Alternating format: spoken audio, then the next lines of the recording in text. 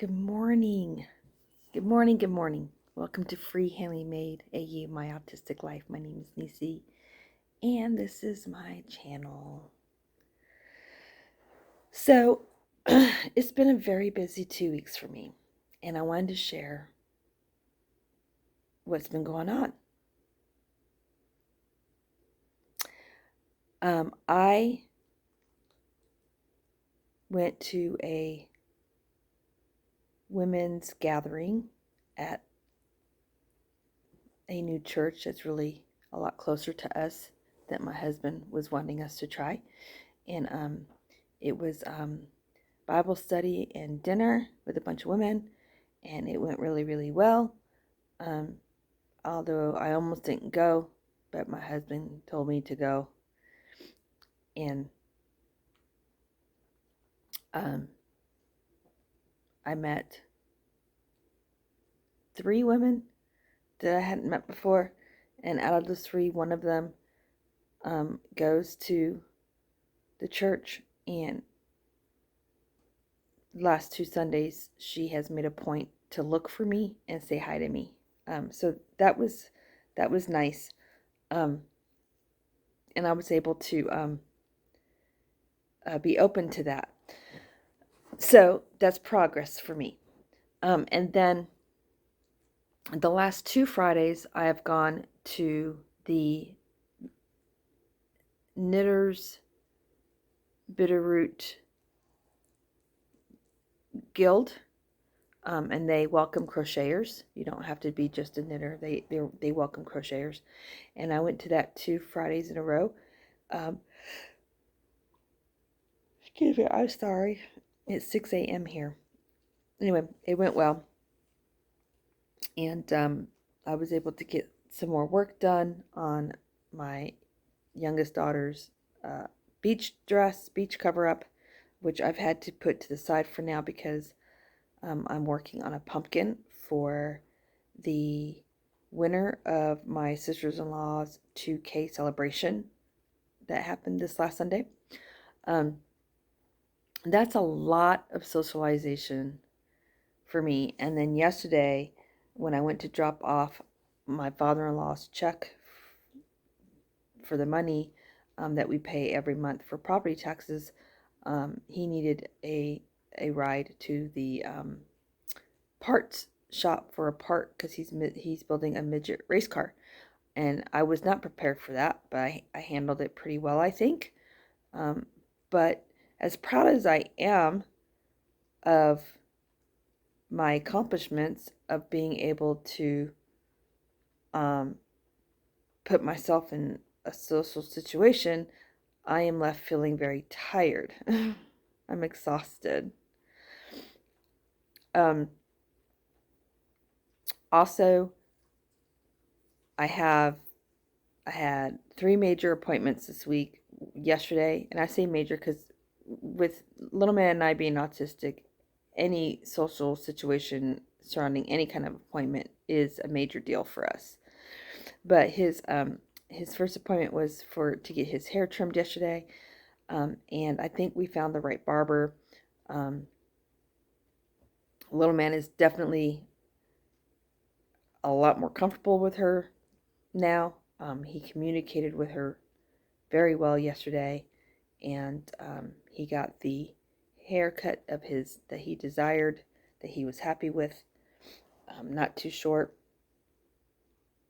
He's trying to grow his hair out a little longer now. His little personality. He wants his hair as long as Daddy, but Mommy's not ready for that.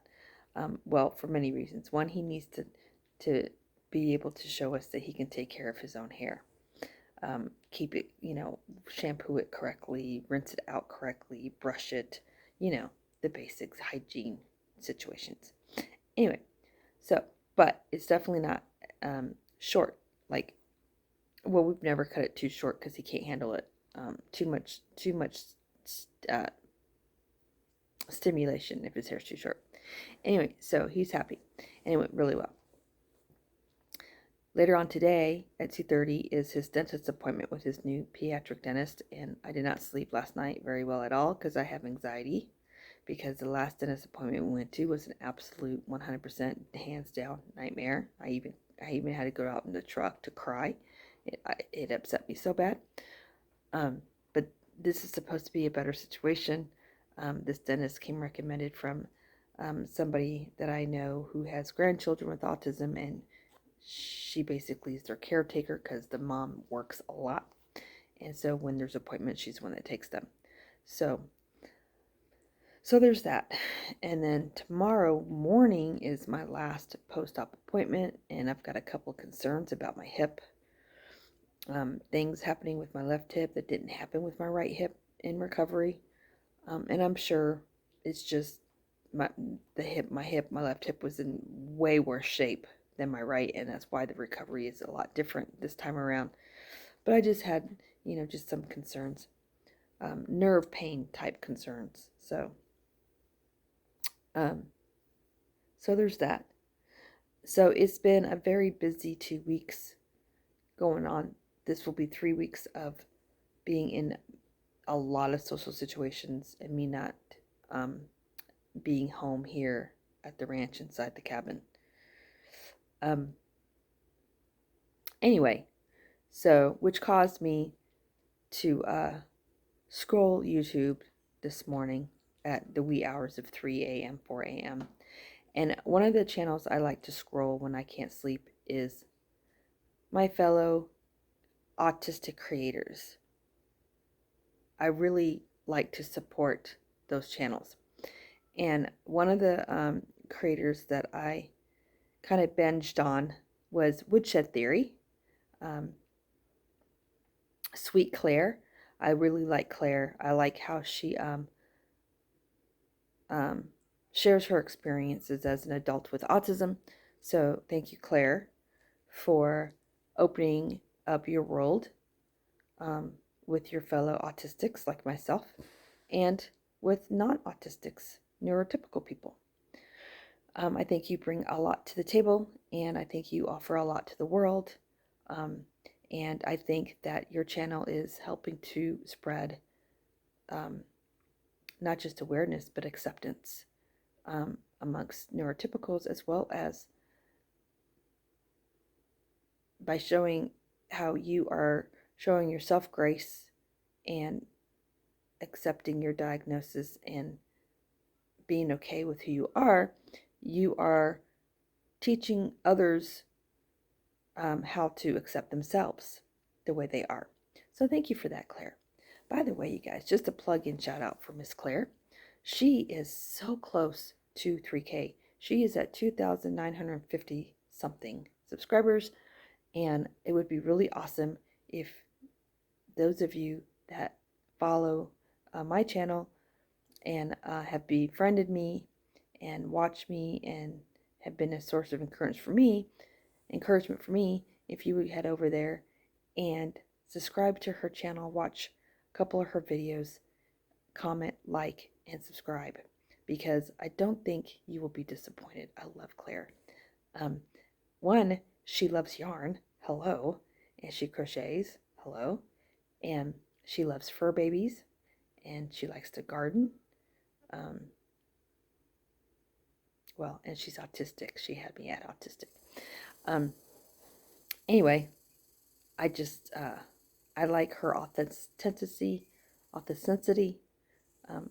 Freehandly can't. Nisi don't know how to say words. She's genuine. There's a word I can say. I like how genuine and real she is. What you see is what you get when you watch Woodshed Theory, and I like that. I don't like having to try to figure people out. So, go check her out. One of the videos, actually, there was 3 videos that she has uploaded, and in each video she has mentioned one of the traits that we go through, and that is the feeling of paralyzation, situational paralyzation. And what that is it's where, as an autistic, even if you're in your own home, just situational events in your life can actually mentally overstimulate you and your brain is telling you, okay, Nisi, you need to get up and I need you to dust the entertainment center, dust the armoire, and vacuum the living room.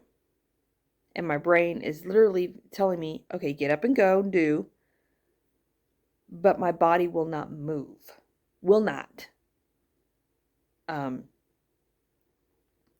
It is autistic paralyzation.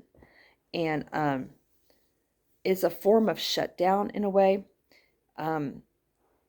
There's so much going on in the mind and in the environment that it's almost like the brain and the body's not connecting correctly. And you're sitting there and you're staring at something that you got to do, but yet, and you want to go do it, but your body's not moving. And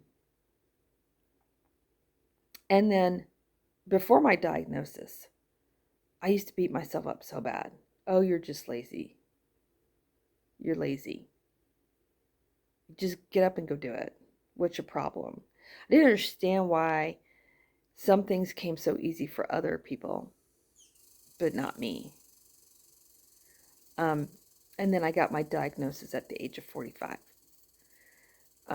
There is a stigma that autistics are very lazy people. We're not. There's a ton of crap we want to do. Excuse my language. Shouldn't have said crap. And I just said it again. Anyway, there's a lot of things we want to do. And we get in situations where we can't move. We're so overstimulated. And someone said, well, just pick one little thing and just do it. It's not that easy. It's not that easy. And if you're not autistic, you're not going to completely understand the disconnect we have with our body and our brain. It is the weirdest feeling. It really is. I'm not wearing my ring. Forgot to put it back on last night when I was done crocheting for the night. I even have days when I can't even crochet, and I want to crochet, and the yarn's sitting here and my hook's sitting here, and yet I can't get my hand to pick up my crochet hook and my yarn and crochet. The one thing that I love to do, the one thing that brings me relaxation, the one thing that gives me a positive way to stem and gives me therapy. I have moments like that, and that's called a shutdown. It's the way of an autistic's brain in protecting us in a way. It's the way that our brain says, okay, the system's overloaded, we're shutting down. And you're not going to do anything. And then we don't have control of how long that shutdown lasts. And that's another part of paralyzation, is we don't have control over what's going on with our bodies. Sometimes we don't have control over what's going on with our emotions. Sometimes things hit us very intensely. Another phrase that Claire used in her video was how,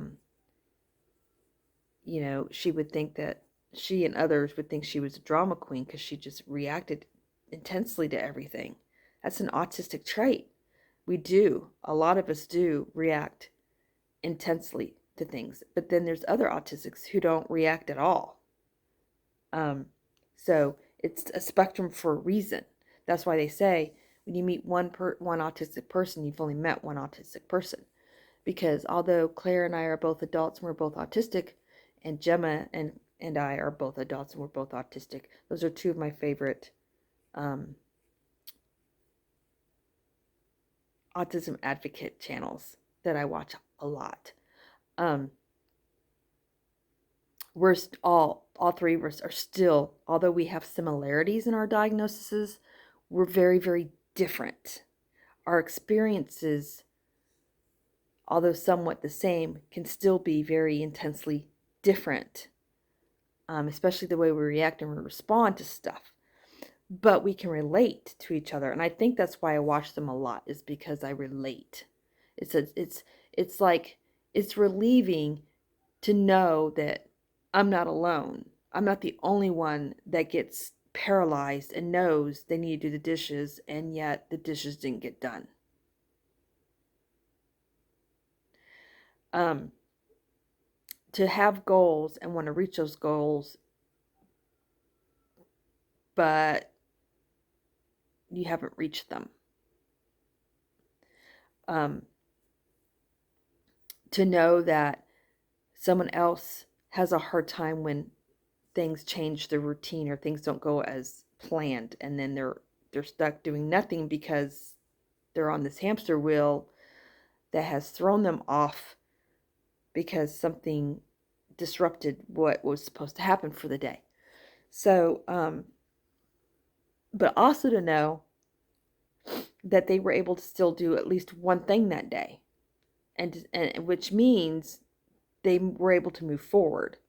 So it is huge, to be able to see that in another human being, and know that you're really, although we feel alone a lot in our autism and our other coexisting diagnoses like OCD or ADHD or severe anxiety disorder or clinical depression. My official diagnoses are autism. I'm a level 1 according to the DIAS. And then anxiety. I have anxiety disorder, ADHD, and I have what they call clinical depression. So it's like, not that, autism is enough to have, but now I've got these other things that are causing behind the scene issues in my mental health and the way my brain works and the way my body responds to my brain, especially the clinical depression. I had another one of her videos that I actually laughed out loud at this morning while laying in bed watching and listening to her, because, oh my gosh, I so have days like this or weeks like this, and that is, we can get so hyper focused on something, or we could be dealing with anxiety or depression or having a hard time with our week, or just so intensely involved in a situation, whether it be getting something done around the house, or trying to get through our week because we have appointments back to back. Whatever is taking our focus, sometimes we get so so intensely focused on that one aspect of what's going on in our lives that we can forget to do things like take a shower for 3 days. Claire, I've so been there, girl. And then she's like, yeah, need to rethink about the balance in that situation. And she's so right. I have literally, is very common for me to forget to take a shower for 3 days. And then I'm like, oh, I feel so gross. Why do I feel, oh, duh, that's why I feel gross. You haven't showered in 2 or 3 days. Go take a shower, DC. And I laugh because it's healthy to be able to laugh at yourself and laugh at situations and to show yourself grace and mercy, because I've done that. I've so done that. So have done that. So yes, I have had several successes over the last 2 going on 3 weeks, but I am left feeling tired and exhausted, and I know most of it is a lot of stimulation, a lot of interaction in a 3-dimensional world, face to face, human to human, and then on top of that, these 3 appointments this week, and my husband not being with me for all 3 appointments, especially today. The dentist one is the one that's really stressing me out, because anytime something major goes on with little man, Dad's usually there. But one of the things I've been trying to do is try not to rely on Dad as much because his job is so, he works a lot of hours, and he's going through some medical issues himself where he's left feeling just tired a lot all the time. Like he's just tired all the time, like literally physically exhausted all the time. And they're still trying to figure out what's going on. And so I'm like, okay, I need to try to get through this without him having to be there. It's a light cleaning. They're not even going to do a deep cleaning. It's what they call a happy appointment. You can do this, Nisi. You and little man can do this without Dad. You can get through this. You can do this. So we're doing it. But unfortunately, that means other things have fell to the wayside because Nisi's stressed out and having full-blown anxiety about it, and it's leaving me feeling paralyzed because it's taken all my energy to be able to prepare to go to this appointment. And then I've had people say, well, if you just had faith in God, you wouldn't be going through this.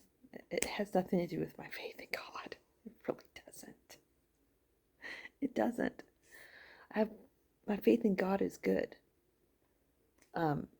It's an uncontrollable thing that goes on in my brain. It's like a chemical malfunction in the brain, where my brain has a hard time processing everything and being able to prepare for stuff.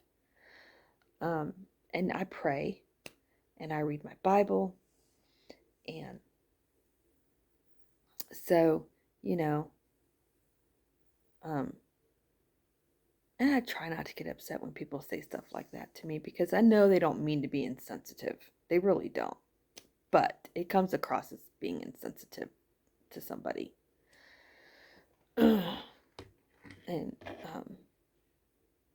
although sometimes I don't seem like I'm a sensitive person, I can have moments of oversensitivity to certain things. Anyway, I've talked a lot. This video's long.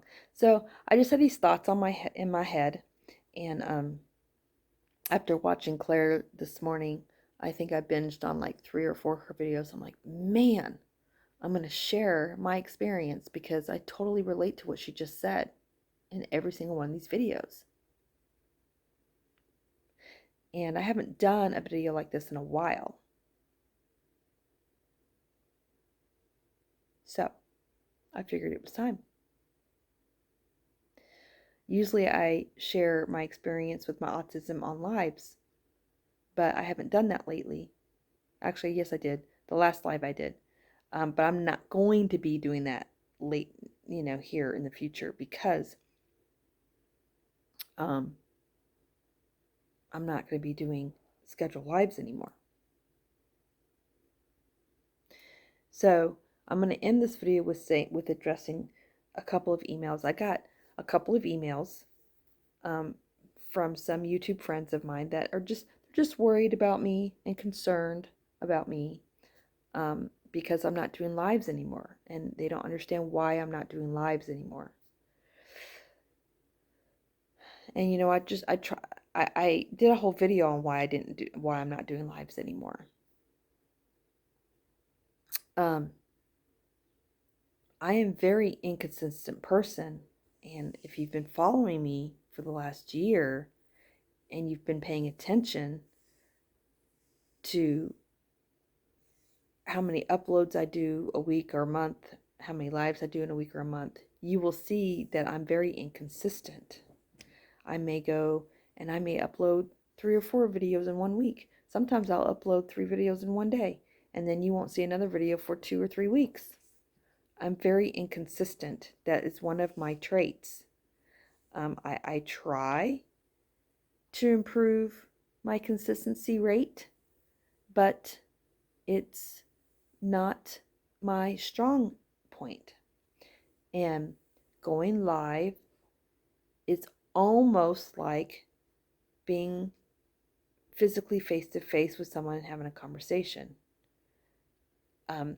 It doesn't give me much time to process what's going on in the live chat, especially if someone comes in and they decide to be disruptive.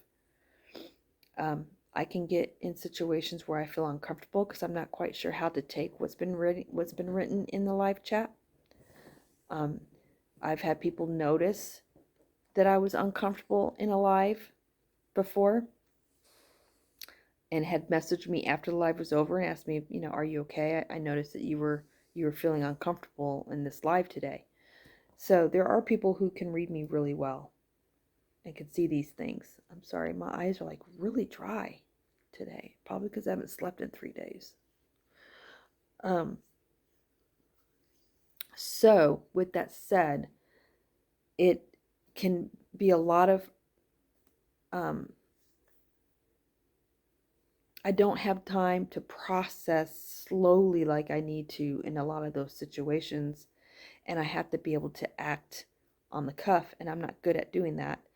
And it does make me very tired afterwards. It does. It drains me. It's a lot on me. It is. It is a lot on me. I wish I could be like one of those people and do lives and be just fine afterwards. Even if it's a good live, and almost all of my lives are good lives. I can count on one hand how many situations I've had where it wasn't a good experience and I got through it, but like about shut down for the rest of the day. Even if it's a positive and it was a great life and I had a great time, I still am left feeling tired. And being able to figure out logistics and time slot and be able to go live at the same day, same time every week is a lot on me. I have to make sure that anything that I need to get done gets done before the live, trying to schedule things around the live. It causes anxiety on me, you guys. It does. It's this is my reality. It's not that I don't want to go live and hang out with y'all. It's just I can't be consistent. I've tried to be consistent, and it's making me not want to even be on YouTube anymore at all, because I can't meet the expectation of some people. And reality is, I'm not going to meet everybody's expectations. I'm not. And I'm not going to apologize for that. I have to do what is best for my mental health. And I want to enjoy YouTube. I want to enjoy my time on this platform. I don't want to sit here and feel like it's a job. I never intended to come on YouTube and have it be my job. That's not my goal for my channel. It's not. My goal for my channel is to just share my experiences with you and hope that maybe somebody can relate to me and we can have a discussion. Or share my joy of some of my intense, very intense special interests. And somebody else find joy as well and maybe share my special interests and we can have a conversation and I can actually maybe hopefully connect with another human being and open the door to my bubble for a few minutes, because that's how I exist. I am autistic.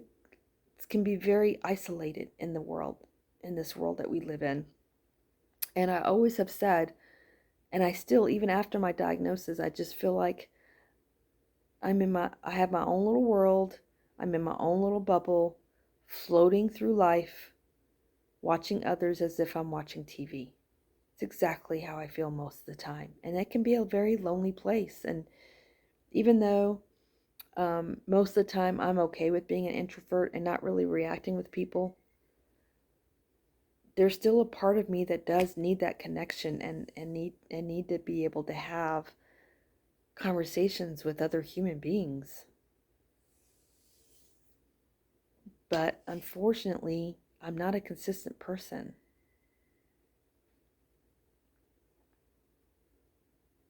I have times when I can come around and it's awesome. I have times when I can come around just for just a brief moments, and then I have to leave and retreat and go back into my safe place. And some people don't understand that, and I get it. But there's no other way I can explain it to you. And having live streams every week at the same time every week is very difficult for me. I'm not being bullied by anybody. I'm not, none of that is happening behind the background. Let me reassure you, I'm okay. It has nothing to do with any of that. And no one's being mean to me. It has nothing to do with any of that. It has to do with my autism. It just does. And people are like, "Oh, well, you're more normal than you think." It has nothing to do with me thinking if I'm normal or not. It has everything to do with knowing what my limitations are and being okay and accepting myself as I am and being okay with not being able to not do something.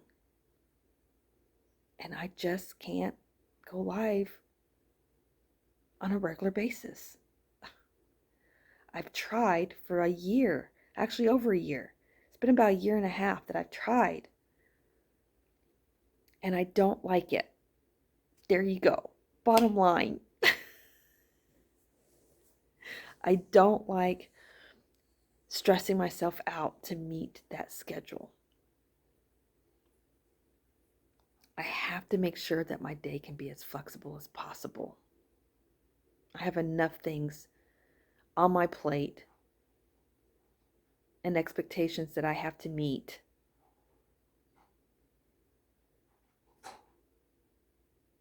with adding that to my day. So, it's been 30 minutes. I'll probably do this video as a premiere because it's so long. That way I can chit-chat with you guys in the chat. And I always welcome questions about my experiences with life as an adult on the spectrum, and my challenges and my difficulties that I face.